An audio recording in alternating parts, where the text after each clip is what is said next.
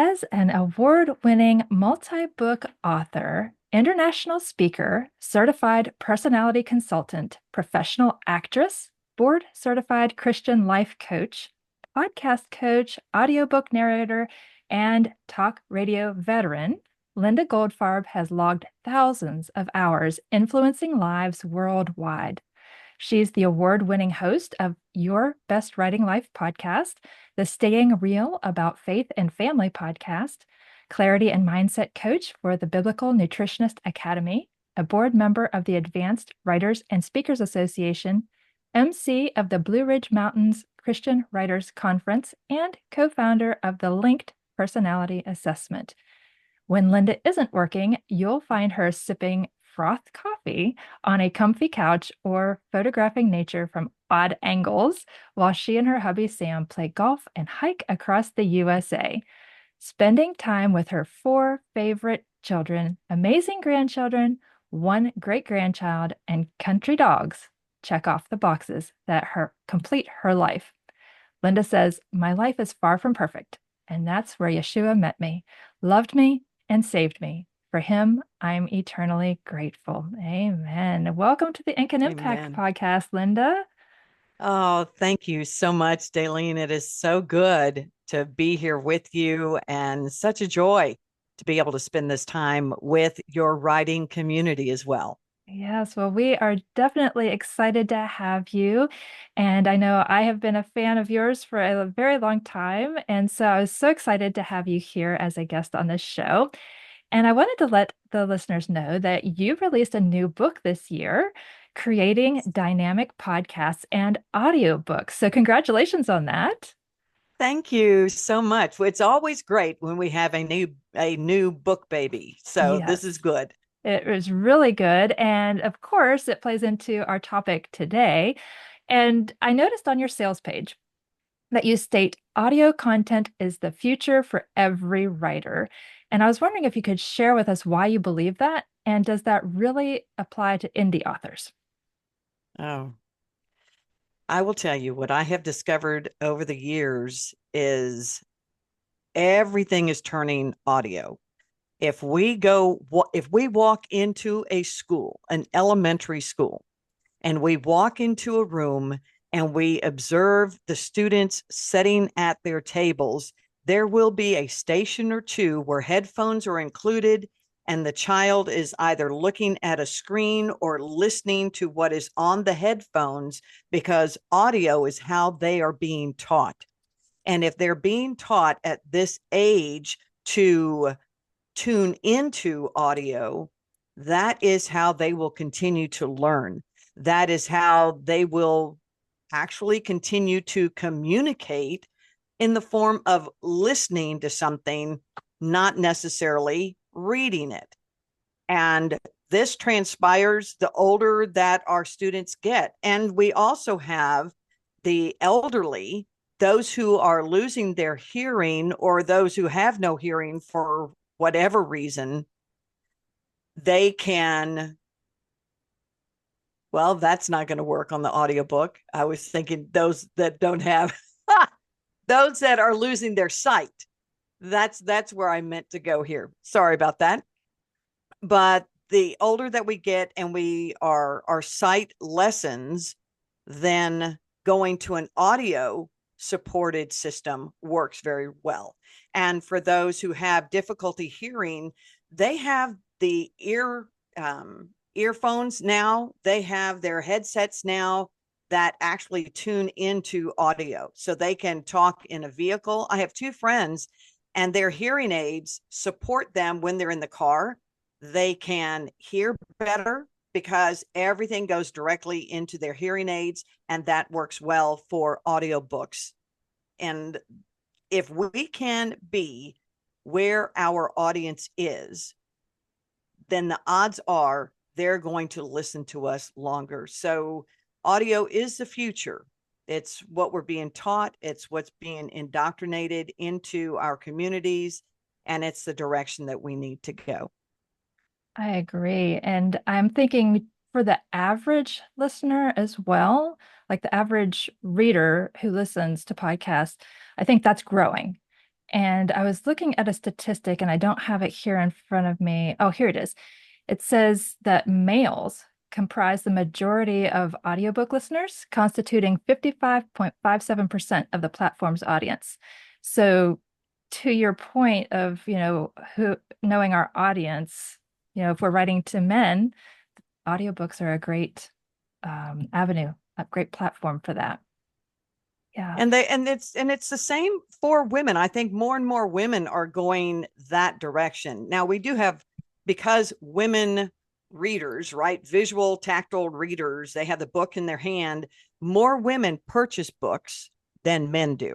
All right, so we're looking at the apples and oranges comparison here. So more women will purchase a book even if it's for their spouse and or for a child. They will be the ones purchasing the books. But women are turning to audiobook listenership as well because of their busyness. We have to look at the activity. That's one of the key things, is when we are looking at audiobooks, who is our audience? What is our audience doing? How can our audience benefit from a book? And because men are now coming into the market of audiobooks greater than the written book, let me tell you, that in and of itself is huge for us to be in that market. If we have a how to, if we have a book that can draw the male listener reader in, now we have an avenue to be able to tap straight into them. And because they're busy, they're commuters, they're on the road, they're not necessarily going to sit back and be reading a book unless it is specifically in their where they are living right now. And I'll sit down and read this. But if they have an audiobook, you're right, the percentage has gone up tremendously where the male listenership has grown. But we will not toss out the female listenership and No. our young readers as well. We have our young readers, as I mentioned. Everyone is being trained to learn, listen, and be entertained via audio. Yes, I agree. I agree. I see that as well. So let's take a step back and explain to us briefly what audiobooks are. I mean, we have a generic idea. Okay, it's somebody reading a story or narrating a book to us. But is there anything else we need to know about what audiobooks are? That's that's actually a great question. And because I'm in the industry, because I do audiobook narration, it's one of those things where I might think, well, everyone would know what an audiobook is, but we all don't. No. And it is a audio download that is a digital download, meaning that you can access it via computer, via any smart device, a smartphone, a tablet, where you can hook in your earbuds or hearing device and listen and learn as you're on the go. It's not a visual. It's not sitting down. You don't have to sit down in front of your computer. You can access it there. You don't sit down in front of your iPad or your tablet. You access it there. And if you can be in the yard, which I do a lot of that, I'll be in the yard, I'll be working in the garden, I'll be walking, have my phone in my pocket, my earbuds in, and I'm listening to one of the audiobooks that I really like, the series that I like out there. And it tends to shorten my grinding time while I'm working, and it entertains me as I go through as well. So it is digital download. We usually hear it in an MP3 format. And there are, if one of our writers wants to look into, well, what are the details of that, they can go to acx.com. Acx.com explains everything about audiobooks, what type of format, what levels you need to record in. All of that is available for the average writer to be able to decide, do I want maybe to record my own book? Does that answer? It Does does. that It answer does. you? And then if say a writer decides to do the audiobook, where would the reader then access it? The reader would access the audiobooks. There's several places. You will find them all over. You will find them in on Audible, which is connected to Amazon. And for a book to be on Amazon through the Audible, for you to be able to get it out of that library, you would have to have at least an ebook published on Amazon. That's the only ones that they'll take. You can't just go in and record an audiobook without there being a either ebook or physical paperback book available on Amazon. You can find them in Walmart. You can go to Kobo. You can go to your public library, brick and mortar library, and check out audiobooks.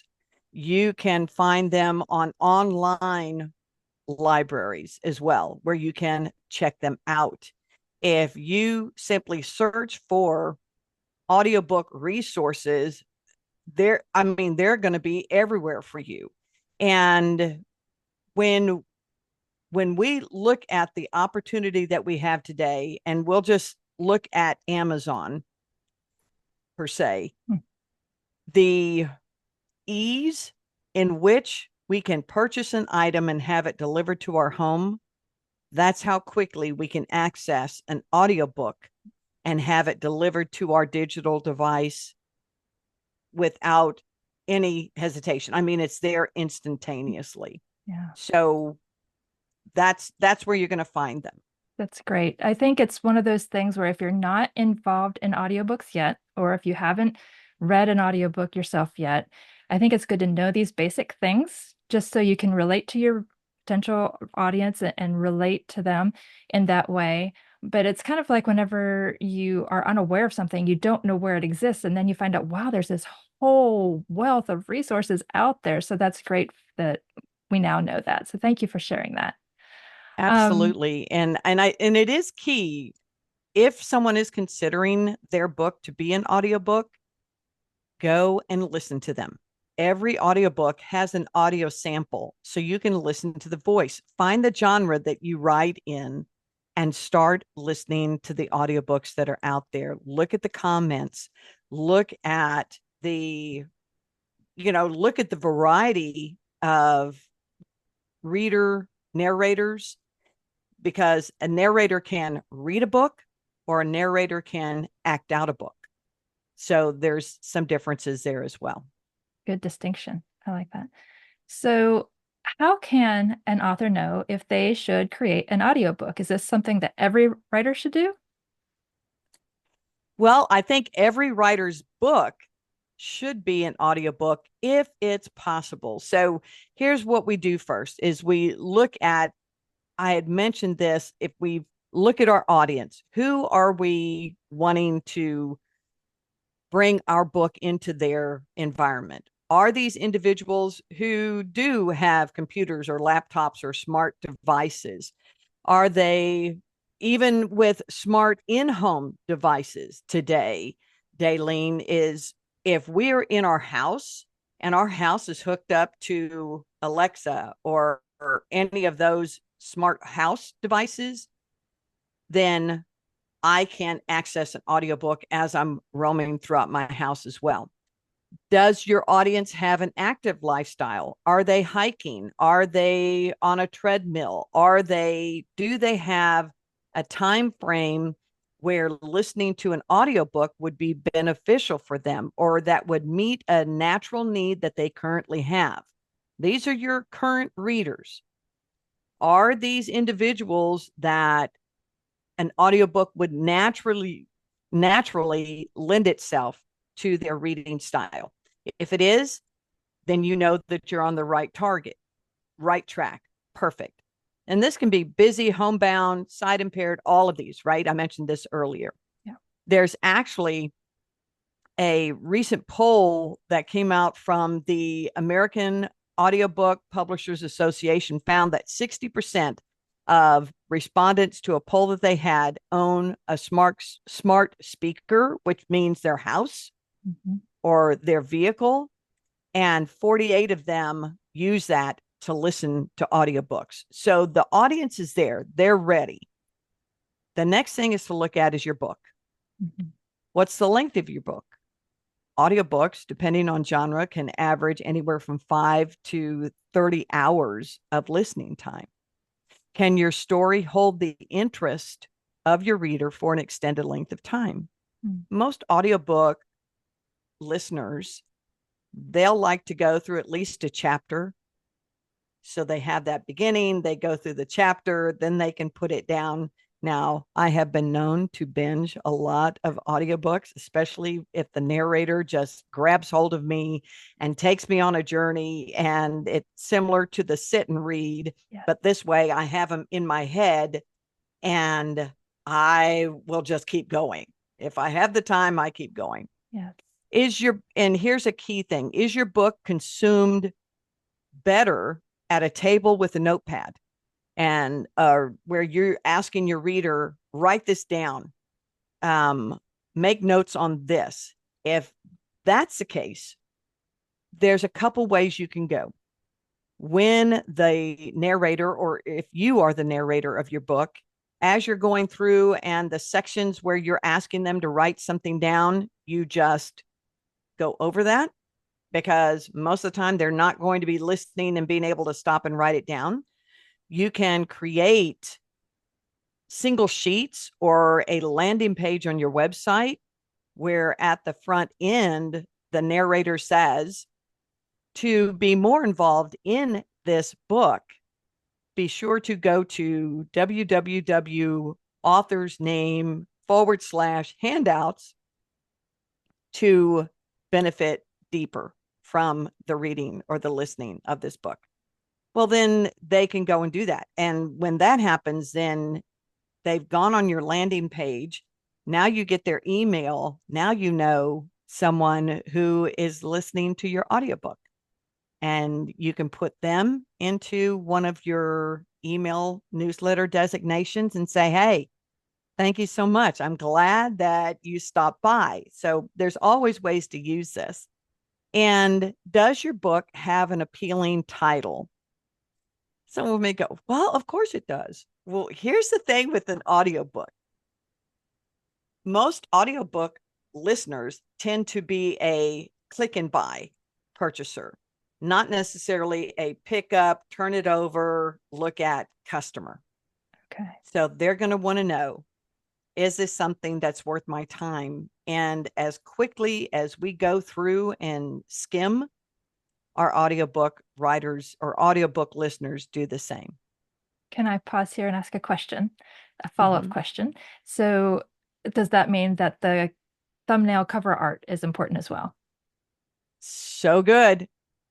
Thumbnail cover art is extremely important. And when we create the audiobook cover, if there's a lot of detail in your paperback cover, you don't have to have the identical cover, have the colors the same, the font the same, but make it clear and make it so that it fits what you're going to be sharing with them. Not if it's a series and it's fun and your characters are fun in it, make sure that that is evident in every single one of your covers. And just like your books, they do need to be branded to your book.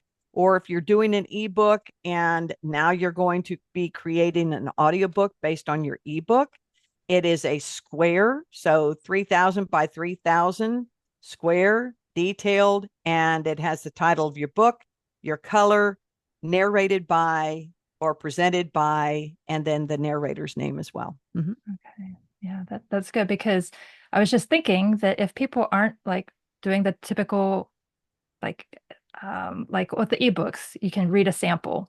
And if they're not doing that with audiobooks, then like you said, the title is number one key. But yeah, I would think that the image would be the other grabbing factor. And they do have access to an audio sample.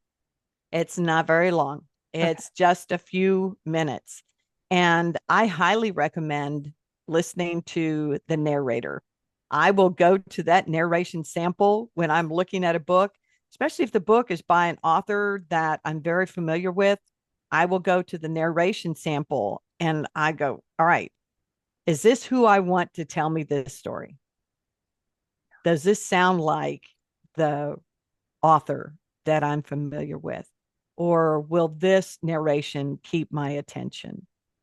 And so that's why the sample is very important as well. Mm-hmm. Yes. Yes, that's great. That's great. So, what else should an author consider when thinking about doing an audiobook? Well, when we look at an audiobook and we're trying to decide who's the best voice for the book, that's going to be one of the key factors. Who is the best voice? And as a author who's writing your book, there are some genres that best fit for an author. Let's say author narration is good for memoirs. And I will caution an author on this. This is your story, but many memoirs go to a difficult place and it might be challenging for an author to revisit that and verbally express it out. Writing it is one thing, but when you hear it, it can be a little bit challenging. I did have, I was approached by an author who was on in her years. I mean, she was approaching 90 and she wanted a story, part of her story told. And her story was very difficult. What she had written in the book were some of the words of her abuser, Mm. and her abuser was very evil. And as I started just viewing the words that were written, I stopped, I put it down, I contacted the agent for the author, and I said, please counsel your author to not have anyone read these words out loud because Mm. these words are evil. And though they happened, though it is a real story, speaking them out is devastating. And so, if an author is looking at their memoir, they need to for sure be healed, right? If we're writing it, normally we're writing from a place of healing and for them to heal and then be able to share their story that way. If the author has a book that is personal or is a book of family stories, that's a perfect fit for them because everyone that they're going to be sharing it with is going to be people who know them or family members. And they'll be like, oh, yes, I recognize a voice and it's great. If it's someone who is a professional and they are sought after for their voice, maybe they're a platform speaker, there's someone, they're a doctor, they're whoever that have credentials and they're in a professional genre where people expect to hear their voice. That's who you're going to want to have do that. Now, when we're seeking a professional narrator, they can do fiction, nonfiction, biographies, business, academia, technical.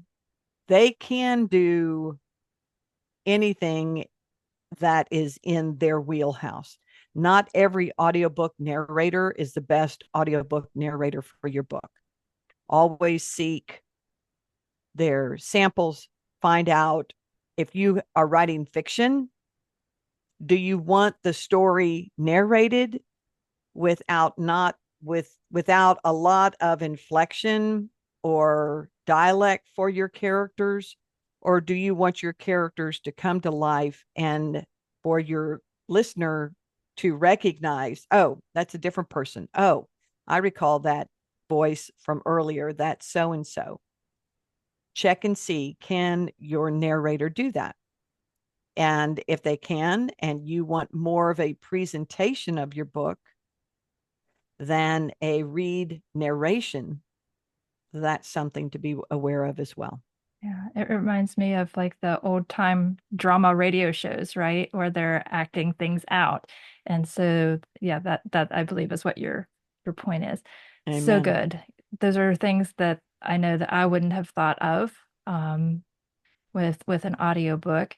So let's say that the author, excuse me, decides to move forward with wanting to do an audiobook. Is there um, any red flags or warnings or maybe a mistake that you've seen along the way that you would caution authors about?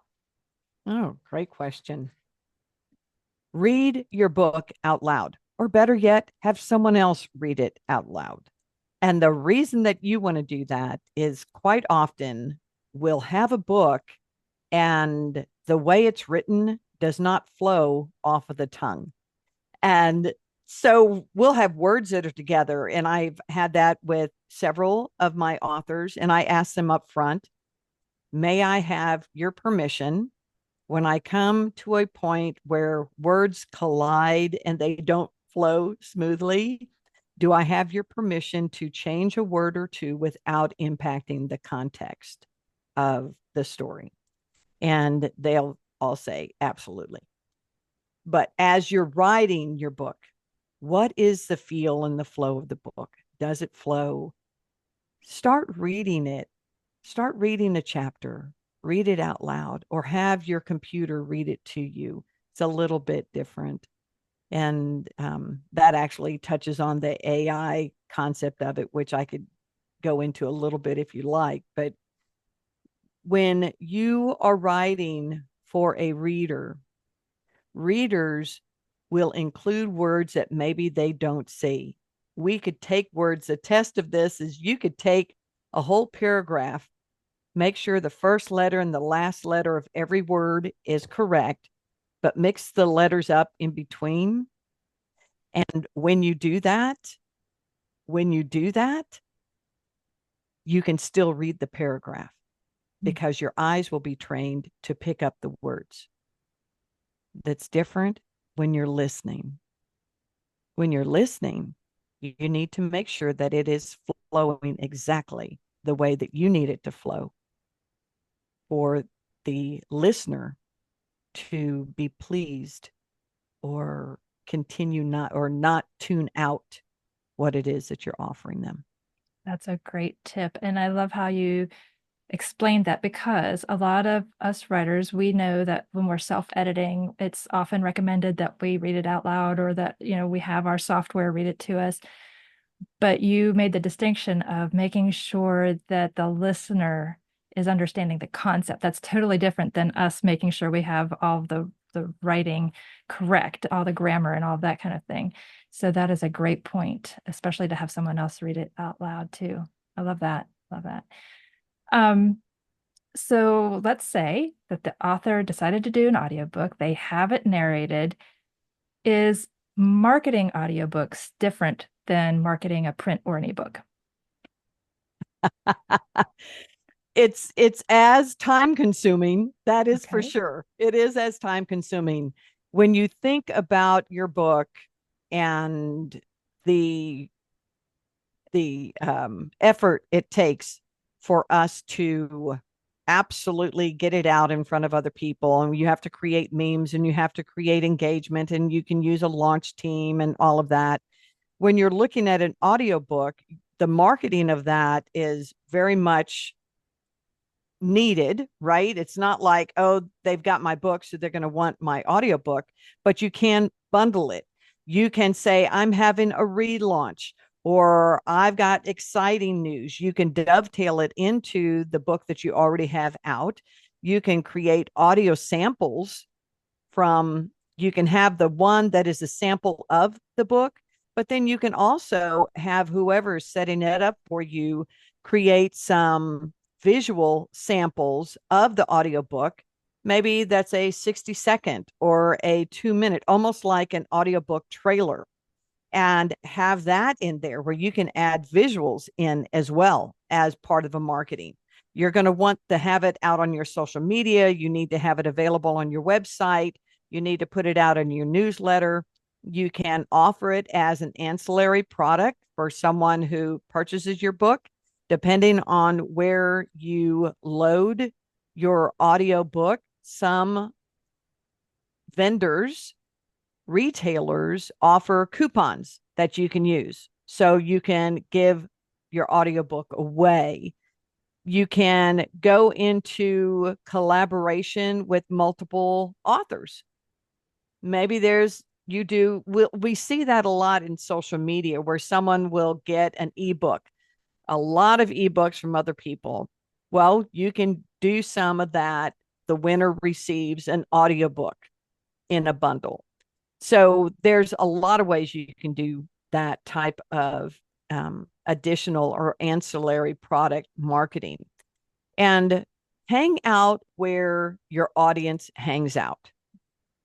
We hear about that when we're writing, but it's really a great thing to be where your audience is active, to let them know, hey, I have something that would benefit you as well. So you can Google the listening trends of your reader and just what are the listening trends of the age this to this who XYZ.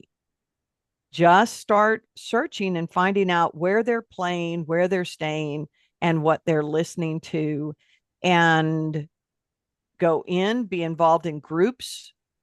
So many options today. And when you're involved, you're not there to sell your product. Similar to a book, you're not there to sell it. But if you can offer so much information or insight, or you speak to the person whose site you're on, thank you for this. This was great information. Get involved. And if someone ever says, well, hey, it's good to see you here, what do you do? Then that's God opening a door that no man can close.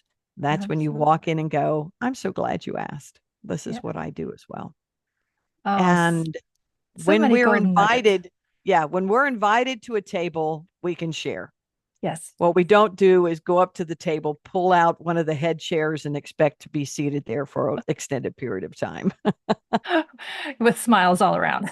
That's not going to happen. Oh, so many golden nuggets that you have shared, Linda. Um, these are all fabulous marketing tips. And the takeaway for me was, your audiobook isn't a silo all of its own, that it should be incorporated with all of your other marketing. Because yes, you have your target audience, but maybe within that target audience, one person prefers the hardcover, one person prefers the ebook, and somebody's still waiting for that audiobook. And oh, look, now it's available. There you go. So it's all Amen. about creating as many formats of your book as possible, right? Amen. Yes. Amen. It is. Make available to your audience, or make your product available easily. Don't make it difficult for someone to experience your writing. Go where they are, give them what they need, and then watch the excitement grow. Yeah. Yes. So much excitement to be had. I'm excited for our listeners. Let me know in the Ink and Impact Facebook group. If you try some of these marketing tactics, if you decide to do an audiobook, I would love to know because yeah, I'm excited to try it down the road myself. So, Linda, you have shared so much valuable information today. I know that many of the listeners are going to want to connect with you. So, what is the best place for them to connect with you? Your website? Is it social? Is it both? It's a little bit of both. If you go to my website, which is simply my name.com, not SIMPL, but lindagoldfarb.com, and you will find out more about me than you ever want to know. And you can sign up. I do have a Staying Real community newsletter that goes out. Most of the time, it's monthly. And I do have inspirational posts that go out with the Staying Real About Faith and Family podcast. And as writers, I highly recommend that you subscribe to the Your Best Writing Life podcast as well. As you are being fed here with Dalene and all that you're receiving on this podcast, anytime that we can find an avenue to tap into, oh, well, maybe we haven't heard that, or, ah, yeah, Dalene said this. And, it's kind of like what I found with my family and with kids. You can tell your kids a whole bunch of stuff, but it's not until someone else tells them the same thing, then they go, oh, I guess that's true. It's planting that seed. Yes. It is planting that seed. It truly is. And I'm on Facebook, Instagram, LinkedIn, a lot of areas of social to be able to connect with you. And I'd love to know that you had the opportunity to hear this episode with Dalene. Wonderful. And to end us today is something that I typically start at the beginning, and it's, what is a book that has made a significant impact on you? Now, I know the Bible has, but I'm just wondering if there's another book that has made a significant impact on your life. I have many, maybe because I'm older, because I read on average about 50 books a year. And I love reading. I have 4 or 5 books going at one time, and they're in different locations for different reasons. I think in this season, a book that has been a blessing to me is Dr. Sandra Dalton Smith. Her book, Sacred Rest, has been a great book, and she covers the 7 categories of rest, the 7 areas of rest that we're to look at. And most of the time, kind of like with personalities, because I write on personalities as well, what I will share with my clients is how you rest or recover helps you understand how you're designed. And when I went through Sandra's book and just saw how she just laid all of that out there so wonderfully, I went, okay, this is one that I would highly recommend. So it's a very good book. That sounds Good like read, and you it. go back to it and back to it. Yes, exactly.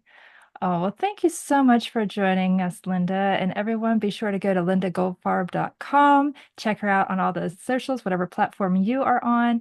And yeah, like I said, take a stab at the audiobooks. Let us know what you do. Would love to hear. So thank you so much. God bless. Thank you. God bless.